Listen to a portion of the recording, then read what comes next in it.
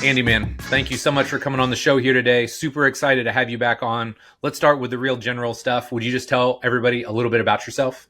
Yeah. Well, thank you for having me on again. I always really enjoy this. My name's Andy McCloy. I'm the owner of BCI Sport Performance and Fitness in Madison, Alabama. We've been in business for 25 years. I'm working with athletes from 7 years old to the professional levels, and we have an adult fitness program as well that's primarily centered around small group personal training. I am a father of two daughters, one 28 that I had when I was 16, one who is 10 years old, which means I actually have a grandchild the same age as my 10-year-old daughter. So I have That's a 10-year-old crazy. granddaughter, That's crazy. 3-year-old granddaughter, and almost 1-year-old grandson. I'm married. I'm from the Washington, D.C. area, and I'm completely ate up with all things fitness and sport performance, including the business of those things as well. I love it. I love it. Well, before we get started, for all of you that are watching the actual video, I'm going to do this right now, and hopefully people can see. Whenever Andy's on, I rep this shirt, and I told him this thing is well worn, well loved, my friend. It fits perfect. Yep. We've talked about this. It fits perfect, but we're going to have to do a T-shirt swap because it's seen a better day. And I thought I saw some black ones, right? Oh, we got some black ones. Okay, yeah. See, my wife hates it because I wear black all the time. I look like a ninja walking around. Doesn't matter. It works all the time, right? I wear it to work. On the weekends, I'm just at soccer games or baseball games, whatever. So she gets annoyed, but we'll do a T-shirt swap. I think those grays raise testosterone levels a couple points just by putting them on. They hug the shoulders and arms. That's right, man.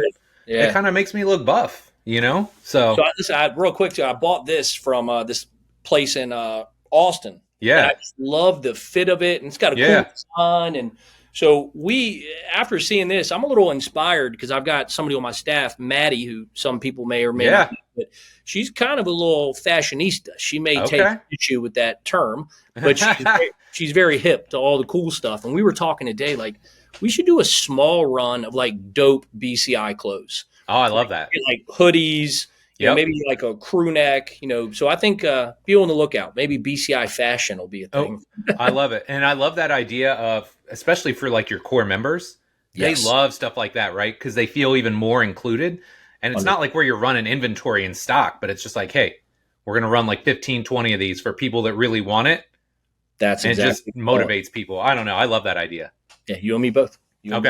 So today, and Andy is already privy to this, so if you're listening, one of the themes that I tried to create over the last year and really kind of going into 2025 was this idea of different show styles, different concepts, because look, man, you can't interview the same 50 people every year, exact same show, and especially with so many podcasts out there now, it feels like it's just all the same people doing all the same interviews, asking the same questions. So today's show is a little bit more of just like a barbershop talk between me and Andy. We have been through some things together. We have, shared a lot of travel together and stories. And most importantly, we've shared a lot of the same struggles running our own businesses. And so that's what we're going to talk about today. We're going to talk about, how to build a better business, how to kind of get out of some of your own head when it comes to running your own business, and how to build what I would describe as a legacy business. So I've kind of got 3 themes that I want to cover with you here today, my guy. And the first one, you put this on the internet. These are like the Andy McCloy talking points. And so I love these because, people, I'm sure you've heard it all the time. Me too. Hey, man, I'm killing it at my gym, or, I'm a really great coach. I'm going to go out on my own. And you put this on the internet the other day and you said, that's awesome, my guy. So you're ready to trade your 9 to 5 for a 5 to 9. So let's just start with this idea of trading your comfortable, cushy corporate job or big box gym job, 9 to 5 into a 5 to 9. You're going out on your own. Let's start with you. When did you know it was time to go out and do your own thing? And I know your story is a little bit different, but I think people need to hear that. Mine's just to give you a little background on where that thought comes from. It's like, in society right now, there's so much talk about entrepreneurship. And I am a big fan of entrepreneurship. It's really all I know. But I think there's this perception that if you're working for the man, you somehow have less freedom and maybe less income. And in reality, most people will have more freedom when they work for somebody else. And those people will have a higher income. Yeah. The average gym owner does not usually do very well until they do, right? It takes a lot of suffering until they do. So, if somebody's got a nice job as an engineer, working 9 to 5, making 180,000 a year, but he loves fitness and now he wants to go open a gym, the conversation starts with like, I want to have my own time and my own freedom and, be in control of my income. And I think people need a little bit of a reality check. In order for you to replace that $180,000 a year income, like, buddy, you're going to need to get a micro gym close to $1 million a year. Yeah. That's a very hard thing to do. It's a very small amount of people in our industry that pull off that type of income solely from their gym. And then furthermore, you are going to work 5 a.m. to 9 p.m., or you will be thinking about it from 5 a.m. to 9 p.m., even if you're not doing the work. Yes. For me, I just kind of stepped into this because I felt like I had no other opportunity. I mean, I think I certainly could have created other opportunities, but I positioned it in my mind that, like, I've got no degree, I've got no real career capital. I'm a young 20-year-old. I want to train athletes. I want to build a business. I'm just going to do it. And that saying, ignorance is bliss, is a thing for a reason. Because if I knew how hard it was, I don't know if I would have done it. Right. I don't want to discourage anybody, but that's the reality of this thing. It's not easy. Yeah. Yeah. And I think one of the things when you get into the industry, a lot of times people want this cushy schedule walking into the industry. And I think most of the most successful trainers, at least early on in their career, work a split shift. For right? sure. So you're up at 5 or 6 in the morning and you're working those morning hours because that's when people are available. You get the afternoon off and then you come back and you work in the evening. Now, not everybody does that, but I think most people do. And I think if you do that long enough and you can kind of stick that schedule out, then that's a potential opportunity where, like, hey, look, if I'm willing to do this for somebody else, then maybe I'm willing to step in and do this for myself. But I think that's one of my litmus tests right out of the gate, right? Like, if somebody's not willing to work a split shift, bro, you're not going to be able to do it on your own. Like, it's just not going to work. Man, I was on a podcast yesterday or a couple of days ago, and I don't know if you're frozen on your end, but you're frozen on my end. Can you hear me still? Yeah. Okay. There we go. Okay. All right. I was on a podcast the other day, and we were talking about this, and it's a buddy of mine that owns a bunch of gyms, and we were talking about this idea of he wants to create the best place for coaches to work. And what I picked up on is a lot of that is centered around the idea of like one specific shift, well-paid, health insurance, all these things that everybody wants in our industry, which I think is awesome. But in my experience, I think there's this thought that people aren't willing to work that way, meaning the split shift. And I think they are. I think it's just, especially the people that want to open their own gym. And if anybody was like working inside of a gym and wanted to really have as close of an opportunity as they could without stepping into it themselves, submitting to that split shift of 5 a.m. to 10 a.m., take some time off, come back 4 p.m. to 8 p.m., that would be a good litmus test. It does tell you, like, do I have it in me to stay fully engaged in this all day? Because even during your downtime, like, you're going to be thinking about this stuff, you know, but you do have the benefit of going to run errands and, a host of other things. And that was always what I loved about split shifts, is that while everybody else was at work, I could go get everything done during the middle of my day, from grocery shopping and everything else. So it always worked well for me. Dude, I think there's a hack in that. So when I was doing the split shift, like both at iFast and then pre-iFast, when I was doing in-home, what I would do is, if I needed to, take a little nap, in the car, whatever you got to do, right? Because you got to maintain the energy. But I would always go to like a Starbucks and I would work. So that would be like, hey, man, I'm writing this article for T Nation or Elite FTS, or, as it got later, now I'm creating products, or I'm getting ready for seminars and courses. So people talk about side hustles, right? And that's a whole nother tangent. But hey, man, if you're serious about like really building something, you need to fit it into your already busy schedule. And so that was something that worked great for me. Well, one of the things that worked good for me is, like, I kind of created a rule early on that when I get home, I don't work. I don't work once I come home at the end of my day. Yes. But, and that rule's been in my life 20 years. But I swapped that, like, work once you get home till you go to bed time for that midday time. And when I first started my business, people would always say, like, where are you at? And I'd be like, I'm at my office. And everybody just knew that meant books a million. because I would go sit in Book a Million and just Yeah. read for free and work and plan stuff out. And again, Mm. that was so huge for me. And I don't want to derail kind of the direction you're going with this, but I do think that there's been too much talk recently about like having your perfect life and your perfect schedule. And a lot of young trainers, I don't think you understand, like you have to earn your way into that. Yes. And if you have to sacrifice for a couple years of working split shifts, early morning, late nights, I'd have you consider that that might be one of the best investments of your time and education that you can have. There's nothing in a personal training or sport performance book, manual, or course that's going to teach you what's required to actually do that. I don't care what you know. If you can't sustain that type of energy and focus over a long day, I'm not so sure you're going to be great at this job. And if you No. want to be paid well, you need to be great at the job. Yeah. So talk to me. Think about when you first started in as much detail as you can. Okay. What was an average day like? When Oh. you're starting your own business, Mm-hmm. what did it look like? What time are you up? What time are you at the gym? What does your schedule look like? Just run us through that. Yeah, I mean, it's up at 3:45 in the morning to be to the gym by 4:45 in the morning, which means from about 3:15 to 3:45, I'm in a panic mode thinking I'm going to miss my alarm. So, Yeah. right, Yep. you guys that have worked early mornings, know that. Yes. resonates with you, right? Yes. Then I would get to the gym and I would train people till 10 or 11. And this is like very early on in my career. I trained people to 10 or 11.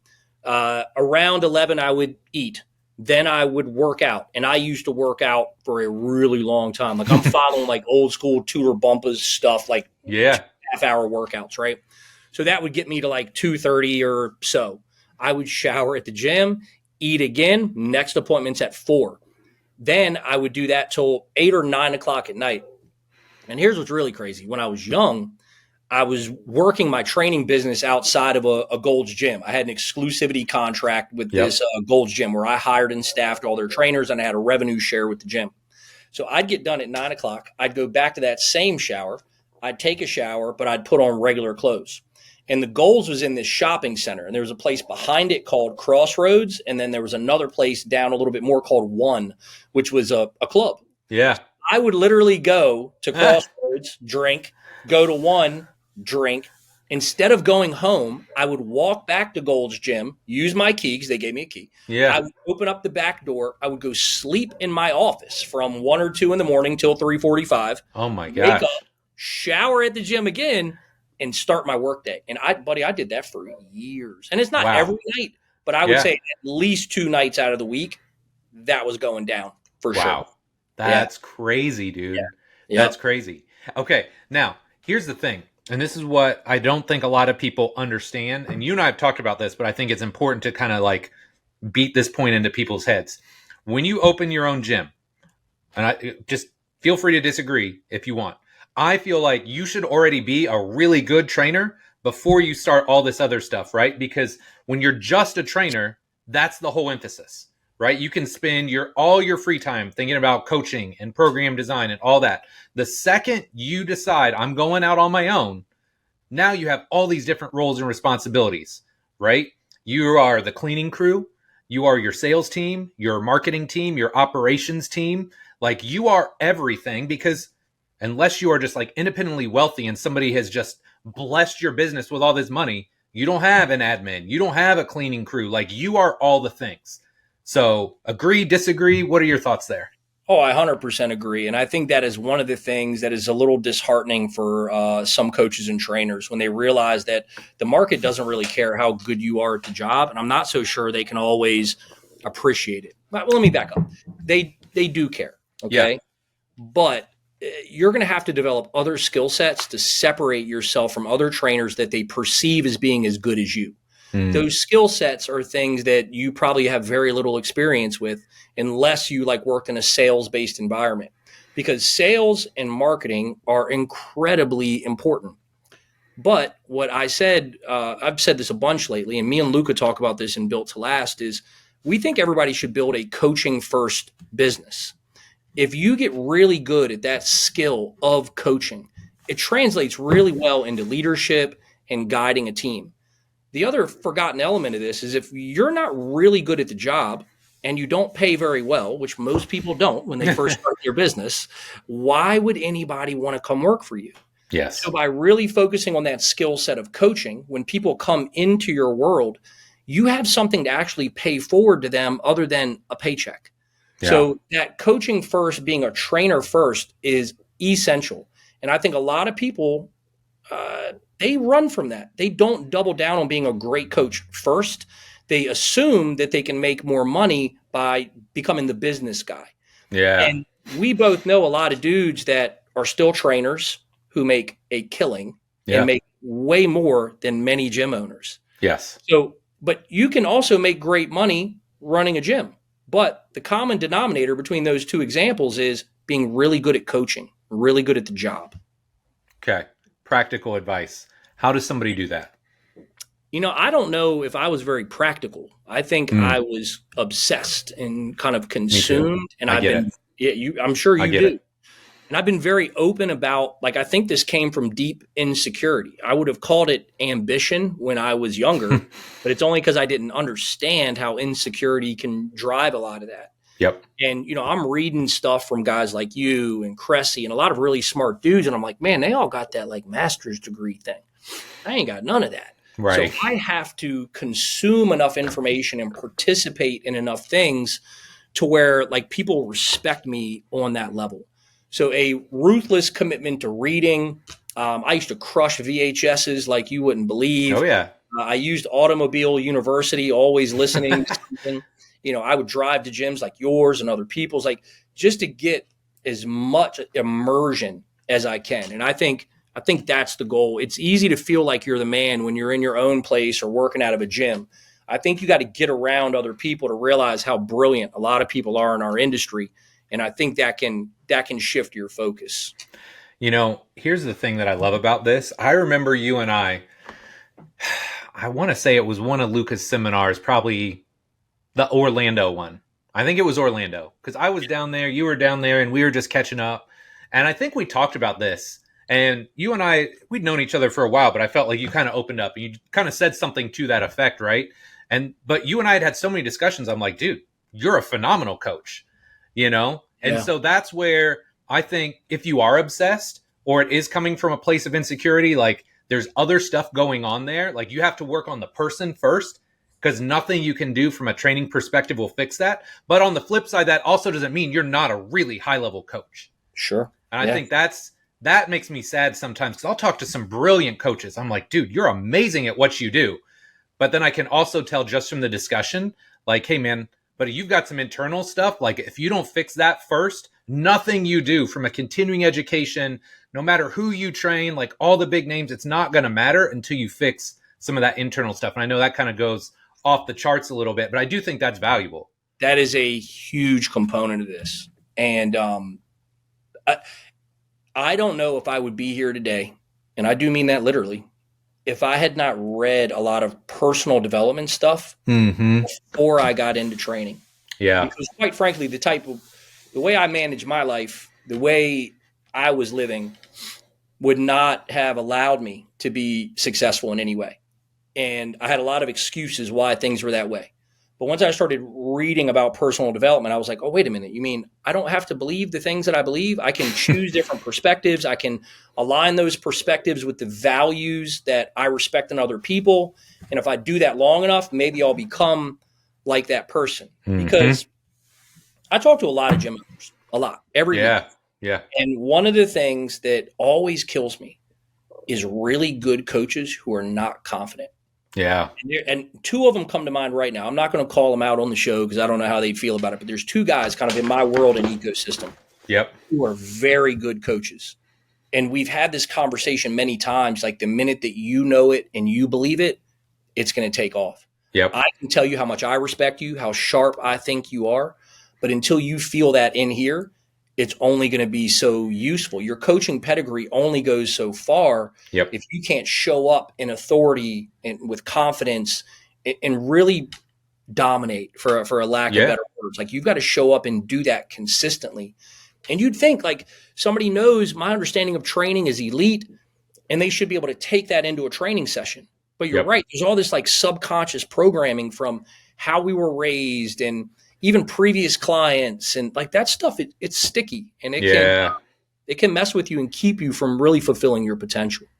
Well, I mean, it's human nature to focus on the negative, right? Like there's a survival instinct there. It doesn't serve you in Yeah. most cases, right? And one of the things I know we've both talked about in the past is just the stories you tell yourself, right? And the stories that you told yourself when you were 10 or 15 or 20 years old, they probably didn't serve you then. They're probably not serving you now. That's right. So starting to shift those mindsets. Okay, so one other piece, and then I want to get to some of our other topics. Let's say somebody comes to you, right? And they say, Andy, you've been doing this 20 years now. You've run an incredibly successful business. What are anywhere from 1 to 3 action items you would tell them to move from, hey, I'm working for somebody else or I'm in a big box gym, but I want to start my own thing? What are some actionable steps they can take to start moving in that direction? Well, I don't just want to kind of give you an off the top of the head answer here. So I Yeah. think what I would tell them is you need a lot of clarity around why that's important to you to begin with. If you don't have the right understanding of your drivers to want to go do that, you can end up stepping out of something rather secure into something that is rather insecure and vulnerable. And then because you stepped into it, trap yourself in it. Mm. And I talk to a lot of gym owners that have good businesses, but they've kind of trapped themselves in it, and they start to get burnt out. Dare I say? I said on this podcast recently, I don't think burnout exists, but we can Yes. come back to that later. Yes. In fact, I think I even mentioned you in that. But Yes. that would be my thing. Is I think you've got to be very clear on why do you really want to do this? Because kind of back to our conversation earlier, I think a lot of people think there's this significance that comes with entrepreneurship. And it can, but it can also brutalize you. And Yes. you need to understand that. So if your drivers are not right, if you don't know why you're doing this, it's going to be really hard to push through those tough times. And so Alex Hormozy, everybody knows, one of the smartest dudes in the world, right? But he had this thing the other day that I've been sharing with people because it was so accurate. And he called it like the entrepreneurship life cycle. And he said, everybody starts out with uninformed optimism. Mm-hmm. It's like, my buddy owns a gym. I'm a trainer in a gym. He looks like he's doing good, so I'm going to go do it. Well, you do it, and then you realize, whoa, this is hard. That means you enter into informed pessimism. Yeah. Right? Yeah. Informed pessimism, he said that eventually you'll end up in what I think he called the valley of despair.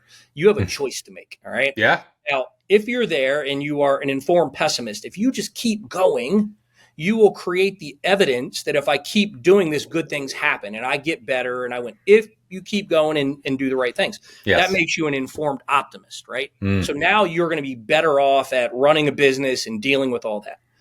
But what most people do is they circle all the way back to uninformed optimism and try something new. So the example would be the guy who's, in the gym. The gym's really hard now. He left a gym. He's got his own thing. It's going okay, but he doesn't know what to do. So he goes, I know what I'm going to do. I'm going to start an online training business too. That allows him to go back into this uninformed optimism and get excited about all that until he realizes that that's not easy either. Yeah. And yes, I love that. I think no matter what you do, you have to remember that decision point is going to happen. Yes. Where what you started is so hard and challenging that you're going to have to push through very uncomfortable times. And you have to know that your brain wants you to go back to uninformed optimism. And you've got to learn to fight through that. So I think that was one of the better things I've heard recently that I've been sharing with every entrepreneur and person I know. I love that. And look, if you are listening to this and you're thinking about doing your own thing, just understand that like all the people that you go and you listen to at the seminars and at the courses, right? Like I always think of Luca's because look, man, nobody's holding a candle to his events these days, right? Yeah. They are top notch. But you look at Luca and he's talking about business. You look at Andy, Mark Fisher, I'm sure Eric and Pete, everybody that's out there that you're listening to for business advice, they've all been there. They've all struggled, right? I guarantee you every one of them has. They've had ups and downs in their business cycle. Good things have happened, bad things have happened, but they've continued to stick to it. And I guarantee they've made it through that path, right? Yeah. They're not going through that same loop because dude, that's so funny. Like when you talk about that, that sounds like so many people I've talked to where it's like, oh man, I'm going to be a trainer. Oh, this is hard. I'm going to, no, I'll just start my own business. And then, oh man, that's hard. Well, I'll just start online.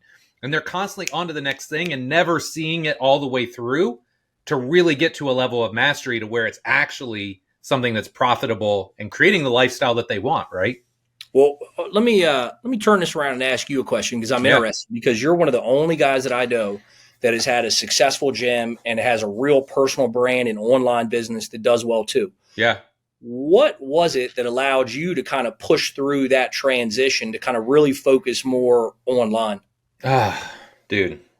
Okay, so I think the biggest thing for me, and nobody's gonna like this answer, like I guarantee nobody's gonna like it, but it's like It's truth, right? you have to be such a good trainer offline to have any business doing online training. And here's what I mean by that. When you're sitting there in front of somebody, right, you can see, oh man, their knee is caving in. Oh, their back is arching really hard, whatever. Like, you see it and you can fix it. When you work with somebody online, you're not seeing them every day. You're lucky. And I mean, I always tell my people, like, send me videos. I want to see videos. Man, I'm lucky if I get videos once a month, right?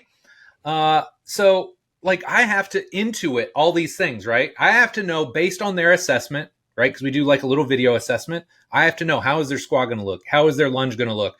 So I have to predict what exercises are going to be best. What cues do I need to give them? So it's like, you have to be so forward thinking, I think, to be really successful, right? Now, it's one thing if you're just doing like bodybuilding, body comp type stuff, general training. But what I'm trying to do, where I'm trying to help people move and feel better, it's incredibly challenging. Then the other part of it, I think, when you go online is, again, just there's this level of interpersonal interaction, accountability that you just can't have, right? And I'm not that guy. Like, I'm not a true like online person where I just sit in front of my computer all day and DM people and, hey, buddy, how's it? Like, I'm just not that kind of trainer. I like to say I work with adults. And so you kind of have to be your own accountability coach. You need me from time to time, absolutely, I'll lift you up. But if you need me every day, we're not a good fit. And so there's those times where, like, offline, hey man, you're having a bad day, I can pick you up, right? I can gauge your energy. There's just a lot of like things that you can kind of cover up when you're working with somebody offline that you can't online. I get that. And so I think that's been one of the biggest things for me, is just really like trying to understand what are the true differences here, being forward thinking. It's hard.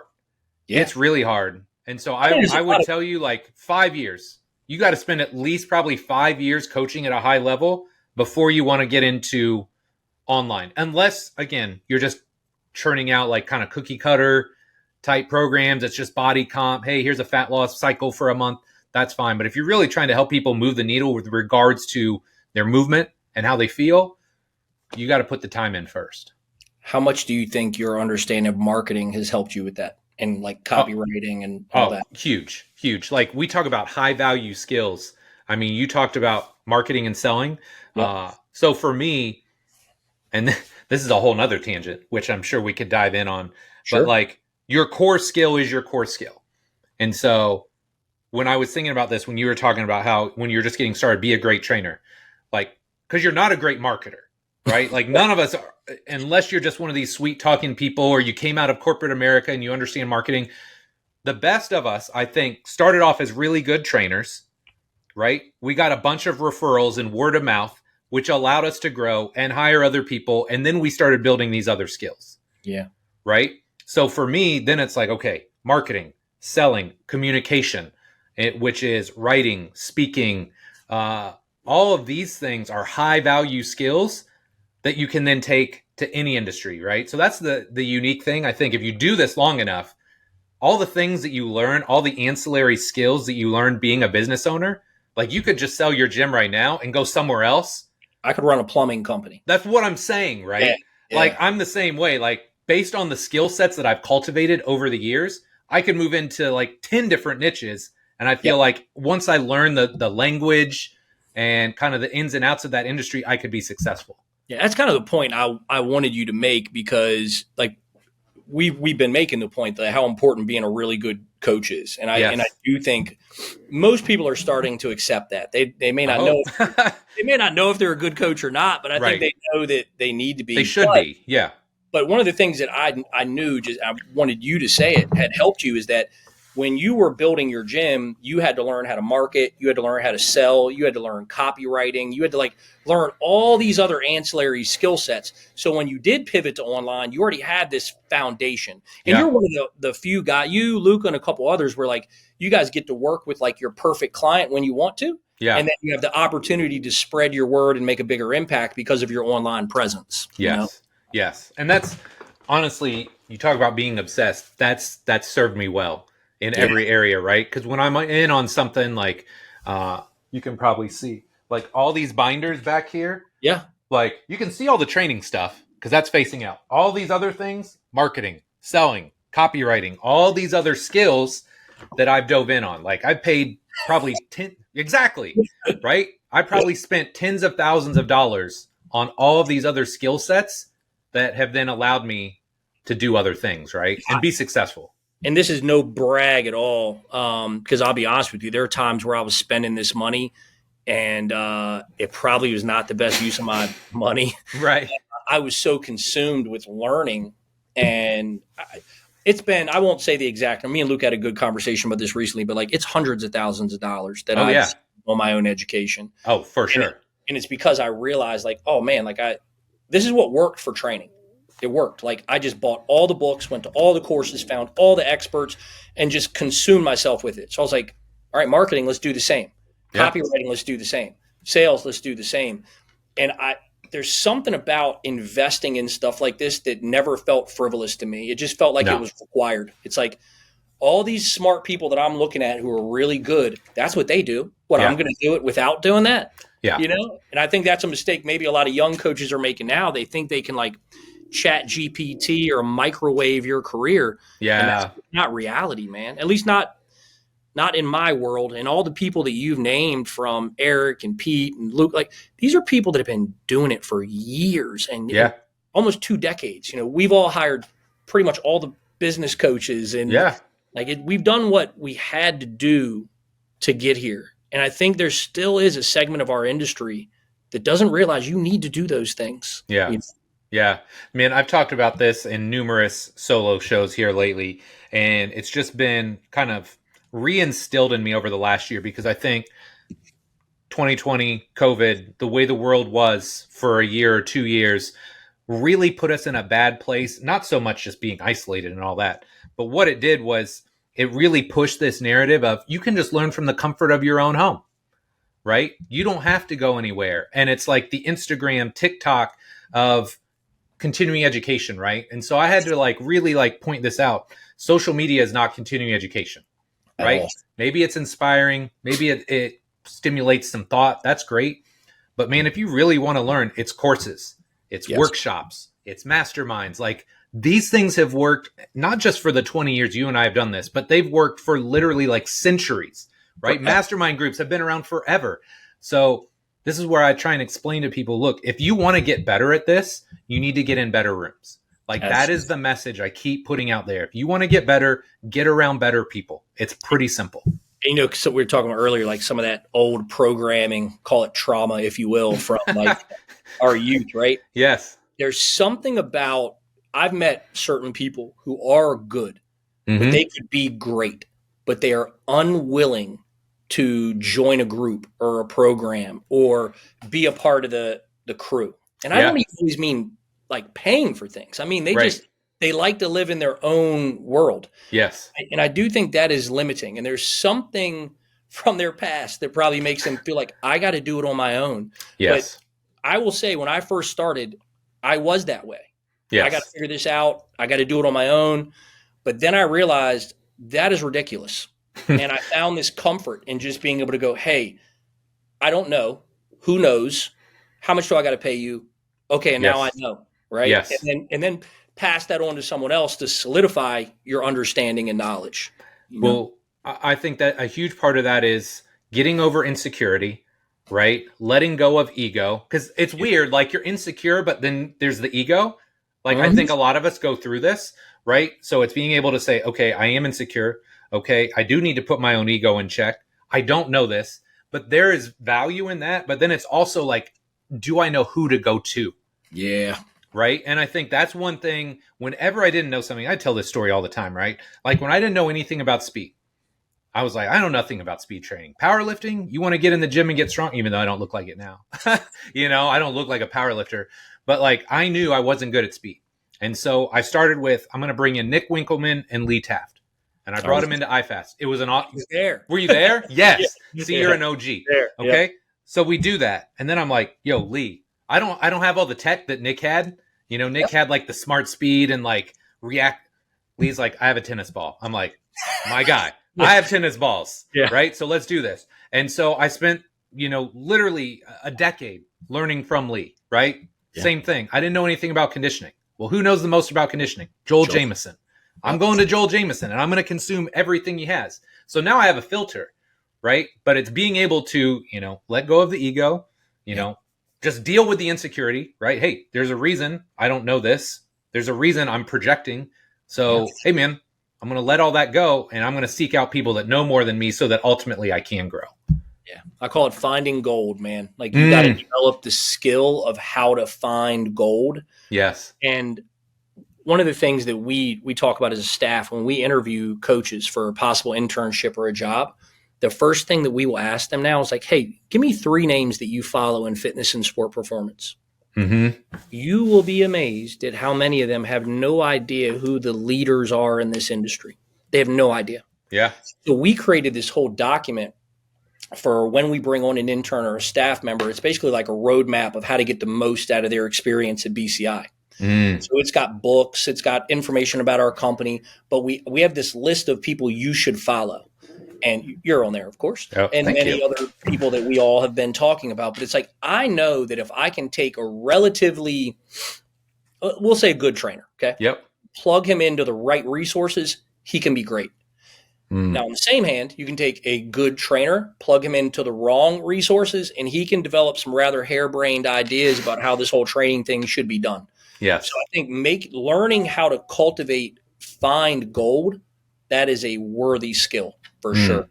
Yeah. Man, so this reminds me of something you put out the other day. I don't remember where I saw it, IG, Facebook, but you talked about having a reset button for social. How valuable would that be? Because here's the thing. When it comes to social, you're absolutely right. There are people where I'm following them and I'm like, yes, this is great stuff. It's educational. It makes me want to learn more. And then there's other people where I'm like, yo, this is just smoke and mirrors.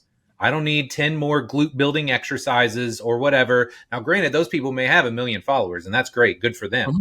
But that doesn't mean that's the person I want to lean on for really like in-depth training information. So that's a rabbit hole right there. So I don't mean to interrupt you, but I want to go right ahead.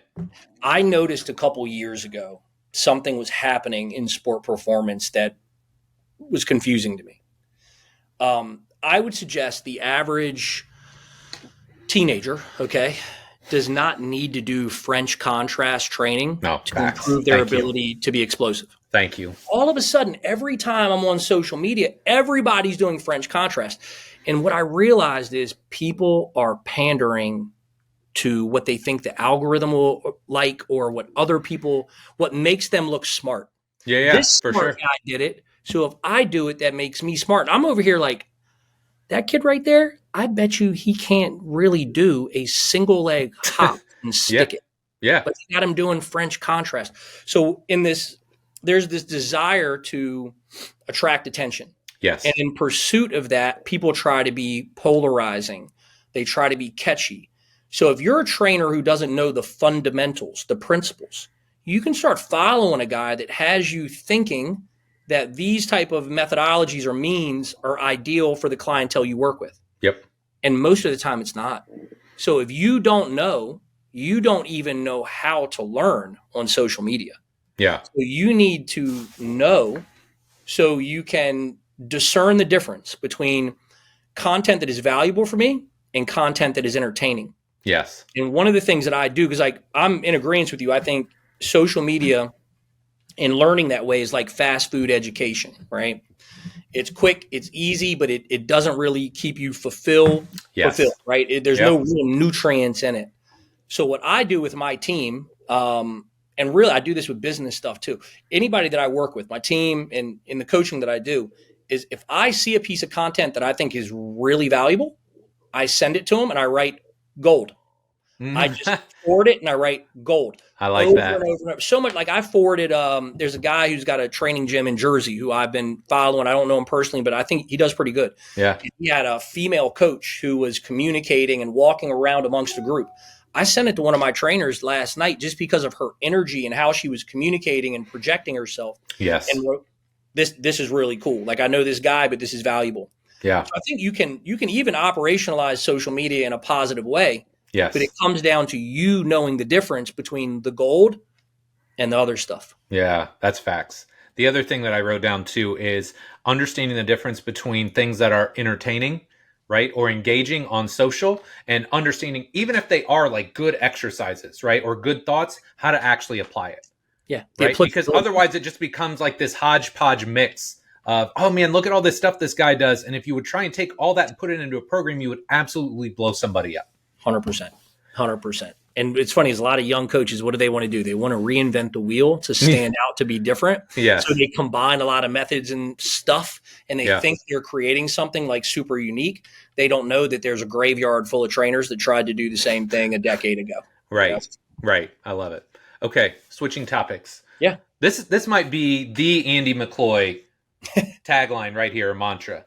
And I know you talked about this at Luca's event, this concept of playing business. Yeah. Let's just start with that. What does it mean to play business? So that term came from you don't play boxing, right? So I grew up boxing. I love boxing. And you always say, like, you don't play boxing. You fight and you box. Right. And I just, that played well on that slide that I put up. But it came from me talking to a lot of people who own businesses, not just in the fitness industry. And everybody likes to talk about these kind of like superficial topics.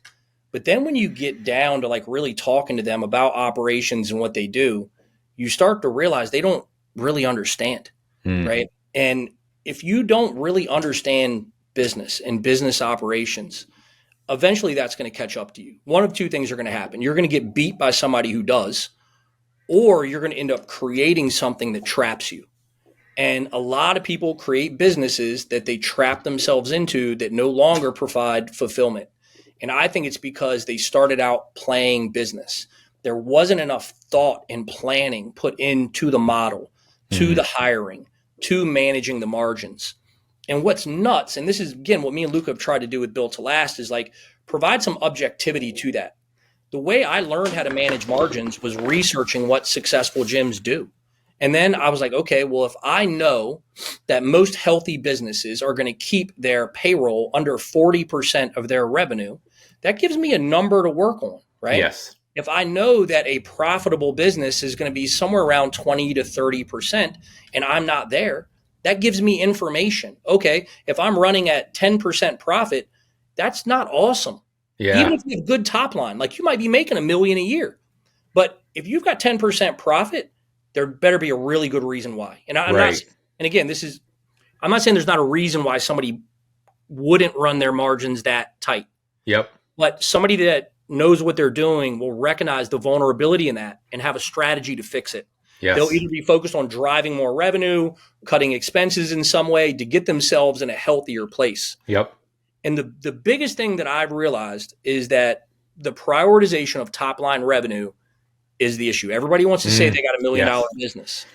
But if you've created that business with margins that don't keep you safe, it's not very impressive. And it's a hard thing to share with people at times. You know, it's like, it's hard to have that conversation. Like, you've done a great job doing this part, but now this requires your attention. And there's some hard decisions that need to be made. Okay. When you get in there and you're looking at somebody's numbers, how many times though, when you get in there and you really show them the numbers, are they like, no, this makes sense? Or are they like, no, are they argumentative about it, or do they get it? I mean, I think people will always kind of defend their situation, kind of like, it's like this because of and Like I get it, but I Yeah. find that, like, once you start teaching people this stuff, it's like a light bulb goes off. It's like, oh. Yeah. Yeah. And that's why I think it's so important to learn this stuff, early on in your career before you build $1 million business that has 5% margins and you can't write yourself a paycheck. Well, look, I mean, we've met people, we've interacted with people that are running quote unquote $1 million businesses, right? Yep. And they're paying themselves peanuts. Right? Peanuts. Like nowhere near what they should be paying themselves based on the volume of business they're doing, the amount of stress they're undertaking, the sacrifices they're making outside of the business, Yes. right? All of that stress and overwhelm is coming into and seeping into their personal life, right? Yeah. That's not a great way to live. So, okay. One of the things that we benefit from when we get older is wisdom. Yeah. Right. I'd like to think, right? I'd like to think we've been around long enough. I can tell pretty quickly having a training conversation with somebody if they know what they're talking about. 100%. Right. I would assume it's the same for you, not only there, but in business as well. For sure. So how can you tell when you're first talking to somebody, let's say it's somebody that's interested in working with you, right? Or it's just somebody you're interacting with and they want to talk to you about business. What are some red flags or what are some of your filters to know that somebody is playing business? Immediately going to top line revenue. That would be one thing. I don't know if I've talked to somebody who's kind of bragged about that up front that we haven't realized it's not awesome. Yeah. But the second thing would be, are you tracking anything? Yeah. And if you aren't tracking leading and lagging indicators, that's a rookie mistake. Yep. And what's really crazy is I would say 90% of the gym owners I talk to track nothing outside of their CRM. So like whatever they can go in their CRM and like click, like how many people showed up today, what was our revenue.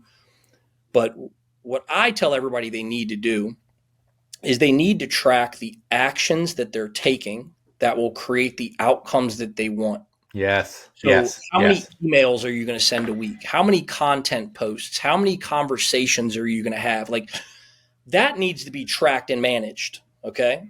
Because that determines the output, which is going to be the leads, your appointments, your sales, your trials, and those type of acquisition stats. And then some like attrition stuff should really be talked about as well. But I find that most people don't track any of that. And even when I first started coaching people on business, I only had them coach or I only coached them up on like the lagging indicators, like what are your leads, appointments, sales, trials. And then I would run into these issues, like I'm just not getting any leads. I'm just not getting any leads. And I'd be like, okay, well, what did you do? Right. You made 3 social media posts this week. That's not going to generate leads. Yeah. Yeah. And so I started giving people kind of a list of things to do. And I'll shout out Roger on this podcast because he deserves it. I don't know if you met Roger. You met Roger, right? Yes, my guy. Roger deserves a shout out because he's one of those guys that always had that story about like, I'm not getting enough leads. And I said, Roger, I'm not hearing that from you again until you start tracking your actions.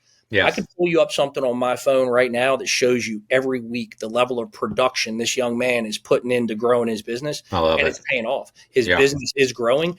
But I'm telling you, like 45 posts over 30 days. Damn, let's go. In a local group, like it's called What's Happening Huntsville in our area. I think they call them township pages in his area.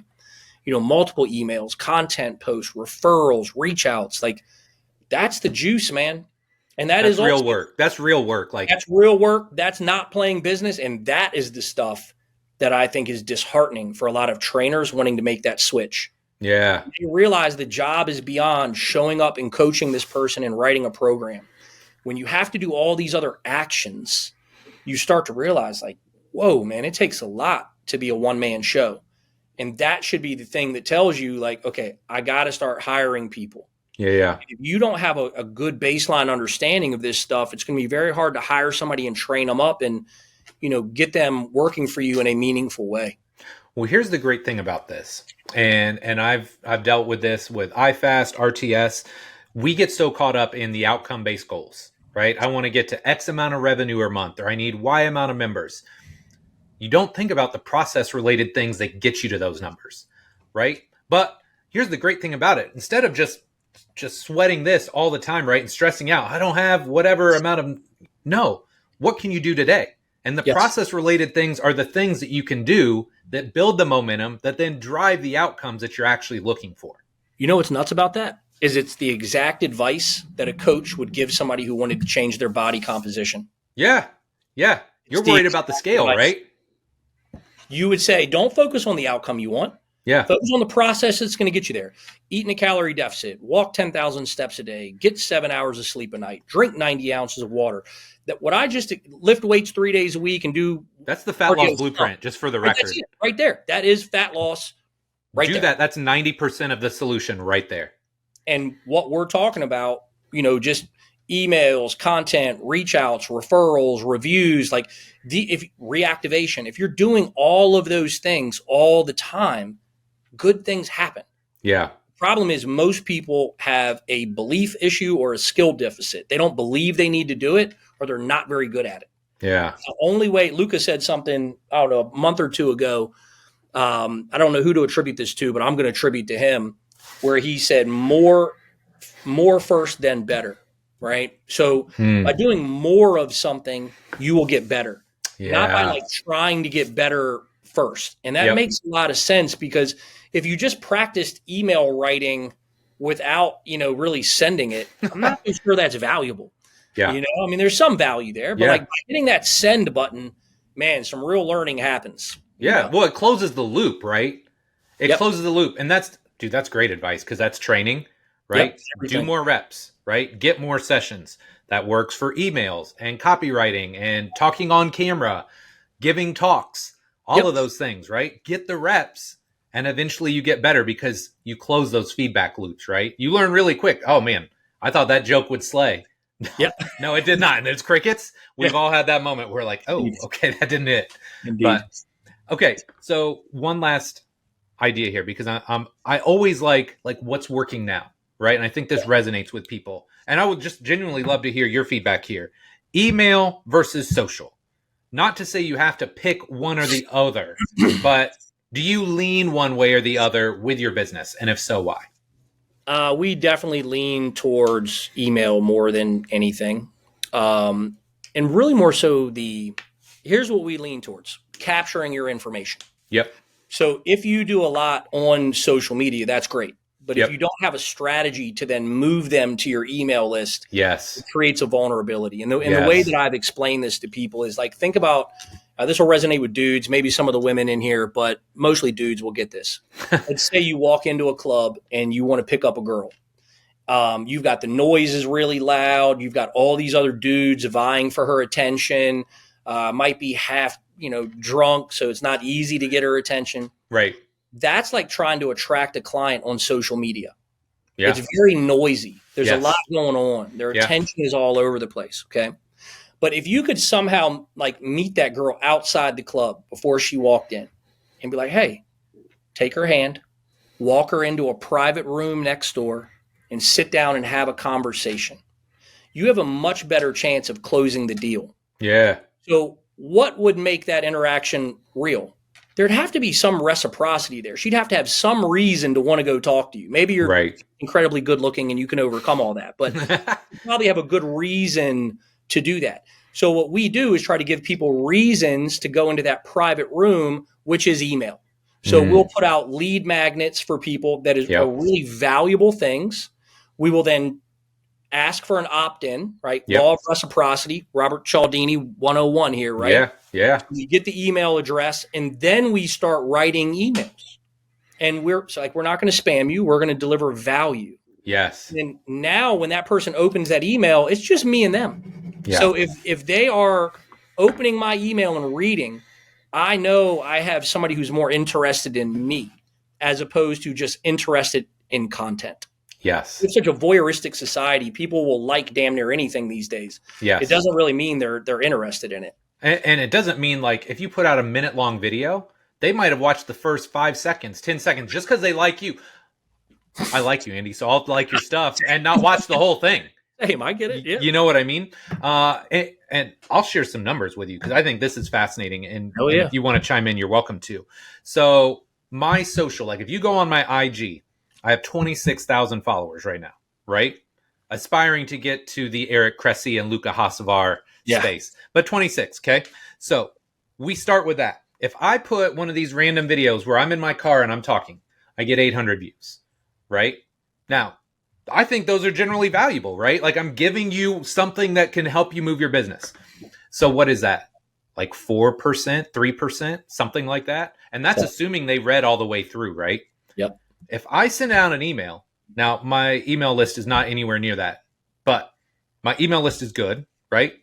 I get a 35 to 40% open rate on my email newsletters. Yep. Right? Think about that. Like Huge. that is the game right there. And so I'm glad you said that.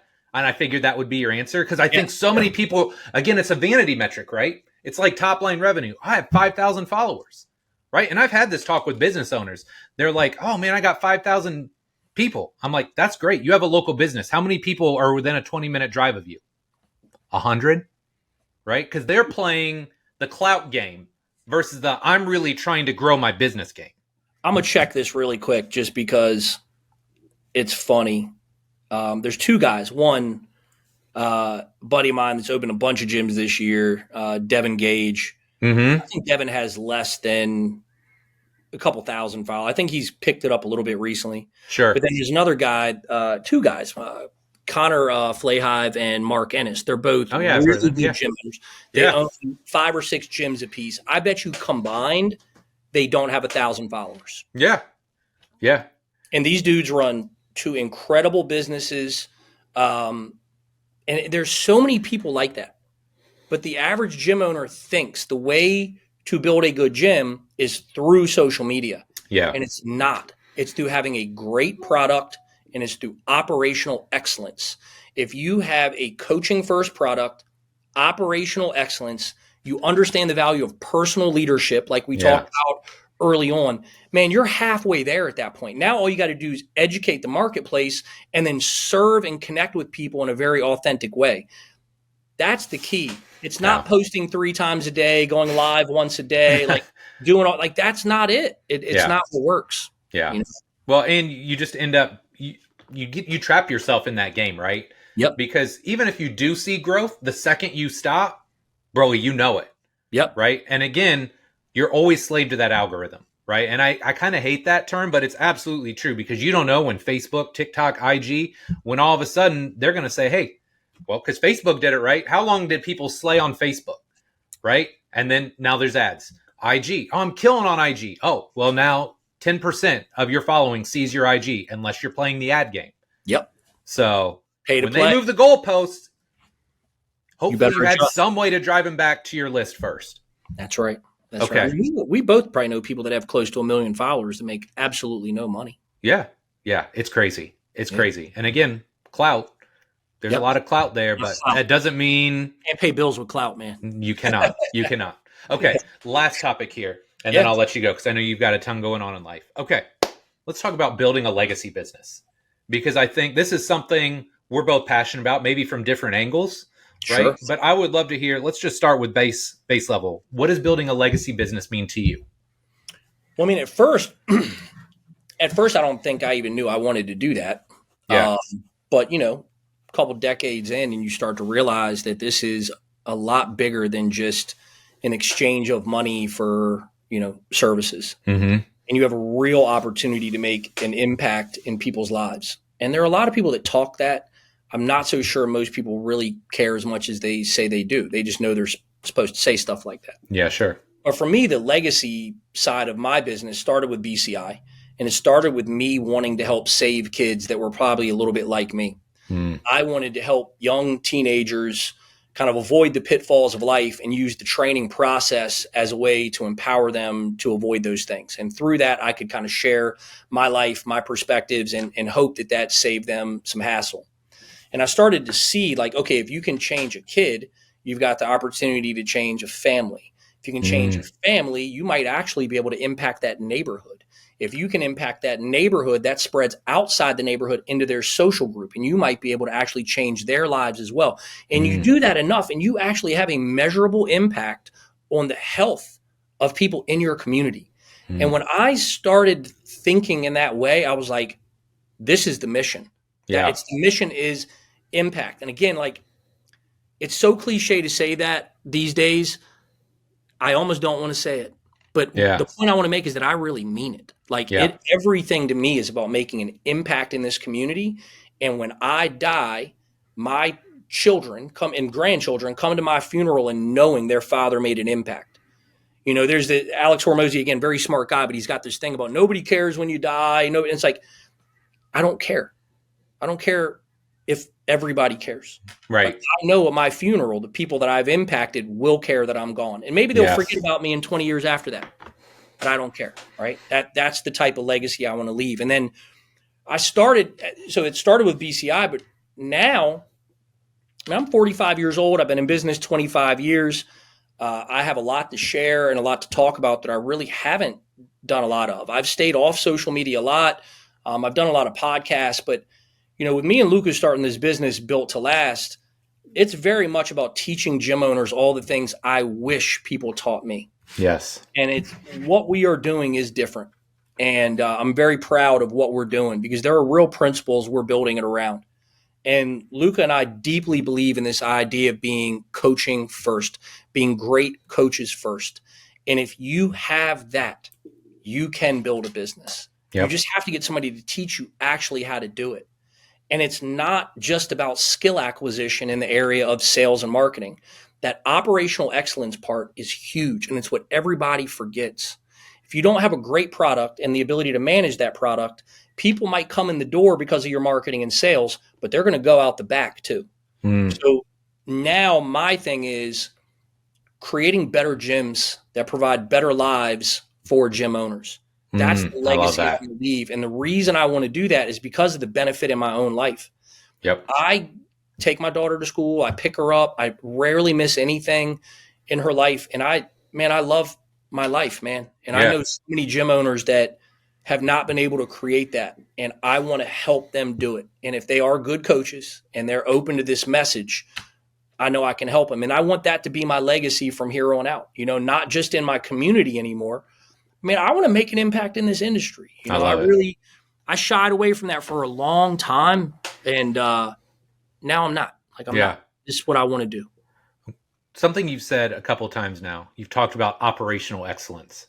What does that mean? Like, what does that mean to you? Or like, what is your understanding of that? Because I think that can be kind of nebulous, but I would love to hear, like, what do you mean by that? I'll give you kind of 3 objective things. Okay. Yeah. People, money, and culture.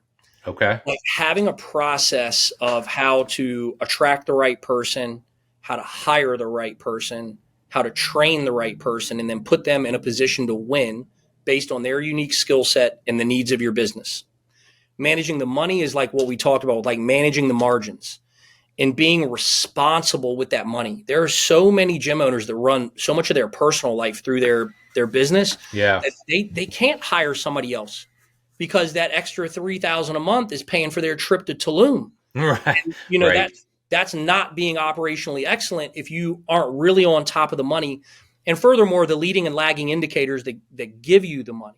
Yep. Okay. And then the culture is a huge, huge part of this. Everything that we just talked about, the people and the money, should drive a better experience for the people that walk inside your building. And that is not just the clients. It is also the coaches. Yep. I want to have the best place for people to work too. Yeah. I am not going to shy away from the idea that you might have to work split shifts until you don't. Okay. You're going to work hard. You're going to be put in uncomfortable positions and asked to do things that most people are not asked to do. And I call that high standards, not being a crazy boss. Yeah. So I think operational excellence is a combination of those 3 things. That's probably the most concise way I could share. I love that. Okay. So you mentioned leadership, and this is something, there's always these buzzwords, right? Culture was a big one for a while. Now everybody's on leadership. So it was a couple podcasts ago. They all blur together because I've done a couple solos here lately. But one of the things that I talked about, and again, feel free to disagree, I really believe leadership is a top-down thing, right? Like leadership, culture, it starts with you, right? And if you don't adhere to your own standards, or if your standards are wishy-washy, you can't expect the people below you to follow your MO. So agree, disagree. What are your thoughts there? I 100% agree. it is about how you show up, how you live, and how you lead your own life. Mm-hmm. Young coaches, like, they need something to anchor onto like that. If we're talking about the concept of leading a team, right? Yep. If we're talking about leading clients, like, if you don't live what you're telling them to do, don't you think that might create a little disconnect? And Yeah. again, there's a lot of people in our industry that they know a lot, but Yep. if you look at them, it's obvious they don't know how to apply it inside their own life. And I'm really not trying to be negative or judgmental. No. I'm just being factual. Yes. Okay. So I think that really needs to be taken into account. Leadership it's a very hard thing to define. Yes. Okay? So, like, but I think in order for you to have a team that follows you in a business of, like, happy, satisfied people, that quality has to be developed, and it can look different for a lot of Yeah. people. Okay. But a big part of it is, and I don't think this part is talked about enough, being honest with what you don't know. Yeah. There have been many a times I've walked into a meeting and my leadership that day was like, hey guys, I'm going to be honest with you. I don't exactly know how we're going to do this, and I need your help. Yes. This is where I think you fit into this plan and what we're trying to do. But I need you to help me get a better understanding of how we're going to pull that off. So I need you to do A, B, C, and D. Yep. I think people make the mistake of thinking leadership is you standing in front of everyone, being the orator and all the attention. You're moving all the chess pieces on your own. Right. Master plan. You've got it all locked in. No, that's it's not like that. That's no, not me. Me either. I'm a collaborator to my core. And I love the idea of collaborating and co-creation, to steal a term from my buddy Chris. It's that I really love that, man. And I think if there's one thing that's helped my business more than anything, it's me not trying to be the man all the time. Yeah. Empowering the people inside my business to step up into the potential I see in them. And that is one thing that I think, if something tactical that I think comes relatively easy to me, is I see the greatness in other people and I love telling them about it. Yeah. I love impressing into people the greatness that they may not see, inside themselves. Because Did you get that? Did somebody do that for you? Or is that something where you wanted that and now you're giving it to others? Here's what I'll say. Nobody did it directly, but I will give House a major, major shout out here. Good. Yeah, and I love that guy. I always give him credit for a lot of stuff, but I don't know if I've said it in this context. Just the way he treated me, man. Yeah. And I had a guy that ended up going to the Carolina Panthers, and he was like, first, the guy had no weight room experience. I kind of raised him up in a weight room. He was a college athlete that would avoid the weight room.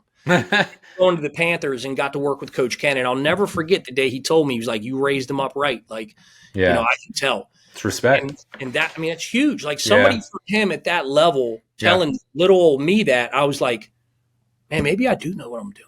Yeah. Right. And then, it's continued to happen in my life, both from, friends. Mike, you've said things to me that mean the world to me. Luke has said things to me that mean the world to me. And a lot of people. So, I do think there's been a lot of people that have helped me become me.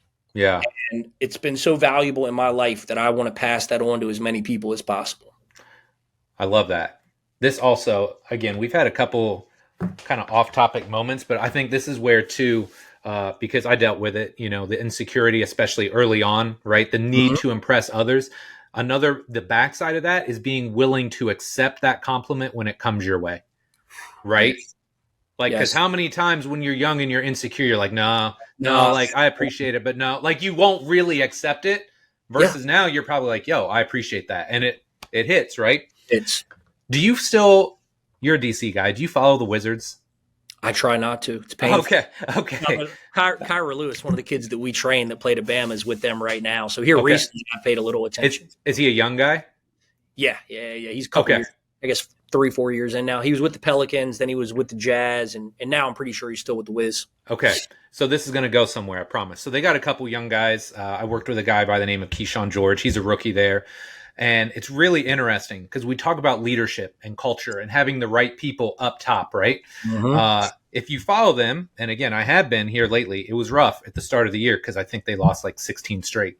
But right before the trade deadline, they went out and they picked up Chris Middleton, right, from the Bucks, and they picked up Marcus Smart. Two guys, I believe both had won rings, established vets, right? So you talk about building the culture, getting the right leaders in the room and the right people in there to teach these young guys how to be pros. I think there's just so much power in that. And I think sometimes we just like hope and pray, like, oh, the culture is going to be great. No, it's like you got to get the right people in the right positions. And then you got to have the leadership. It's got to start top down. I don't think people can appreciate how important that is until they don't have the right people. Because you can try to get yourself out of that situation, but it's really hard and frustrating. Yeah. And then when you get the right people, you go, oh, now I get it. Now I know why everybody says right people, right seat. Yeah. It is incredibly important. Like I know for a fact, well, we've had 3 people that we've hired over the past year kind of wash out. And it has a lot to do with our big 3. Okay.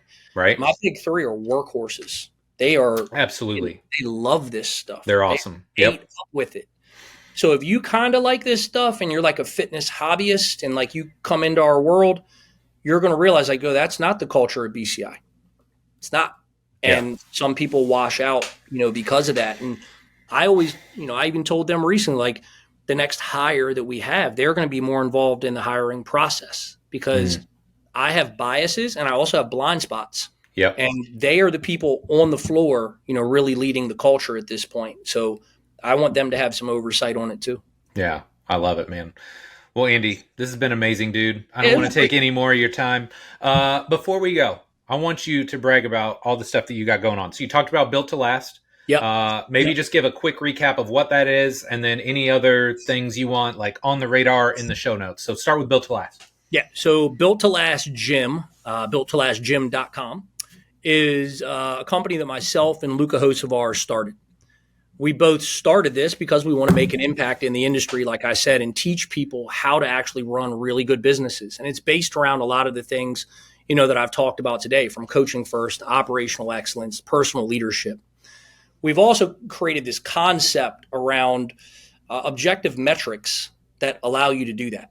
So people that come into that program, we teach them a system of how to manage their workflow, how to identify what's going to close the gap between point A of where they are and point B of where they want to go. And then there's a high degree of accountability involved in what we do. It's not just kind of show up and listen to me and Luca run our mouth. There's a lot of accountability. Right. And part of that is teaching people what they need to plan out their quarter and year. So everything that we do is centered around planning. There is a cohesiveness in everything that we teach that allows you to have systems to create predictable results. We will be having an event, I believe, in July in Seattle. So if anybody's listening to this and you want to come, start preparing for that now. It'll be a very valuable experience as a whole. And that's what we're doing. I'm telling you, I'm censoring myself a little bit in my head right now, only because I have a lot of respect for all the people in this industry that do business coaching as well. But I want to be very clear. Me and Luca next to each other is really strong. Yeah. And I'm very confident that there's not a business owner out there that we can't help. Yeah. It's a powerful combo, dude. Yeah. It's a powerful combo. I've said this numerous times. If I was still running iFast, with employees and all that, I'd be in that group for sure. 100%. If nothing else, we talked about it up top, man, being in the room. Right? Being in the room, being around other successful people. That's what it comes down to. And I don't know if it was Hormozy, but somebody said something the other day. I think it was Dan Martell. Do you know who that is? Yeah. He said something along the lines of, it's not the 5 people you're around the most. It's the 5 people that you allow to influence you the most. And I like that. It's just like a subtle shift. But hey, man, I want to be around people that influence me in a positive way, right? There's a reason I go and hang out with you or Luca or Joel. I seek out people that inspire me and that make me want to be better. So I'll make sure I put the link to Built to Last in the show notes. BuiltToLast.com. Yeah. I'll make sure I get that in there for sure. And again, Andy, dude, thank you so much for coming on, brother. This was great. Yeah, this is awesome, man. Thanks for having me on again. I appreciate it.